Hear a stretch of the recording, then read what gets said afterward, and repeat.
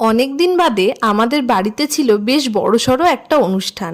সেটা ছিল আমার দাদার ছেলে পকলু সোনার অন্নপ্রাশন। স্ক্রিনে যাকে দেখছেন সেটা হলো পকলুর মামা। কেক কাটার পর্ব শেষ হতেই আমরা খেতে বসে পড়লাম। খাওয়ার শুরুতেই আমাদের পাতে পড়ে গেল ডিমের ডেভিল এবং সস। এরপর এলো বাংলার নাম্বার ওয়ান জুটি ডাল ও ভাত, সঙ্গে ঝুরি আলু ভাজা।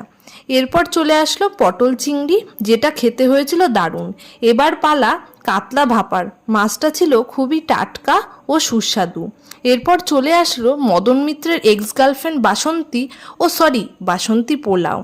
বলিউডের কিং যেমন শাহরুখ, তেমনই কিন্তু অনুষ্ঠান বাড়ির কিং লাল লাল ঝালঝাল মটন কষা।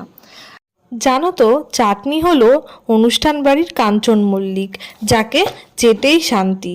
সাথে পাঁপড় ও লটচমচম।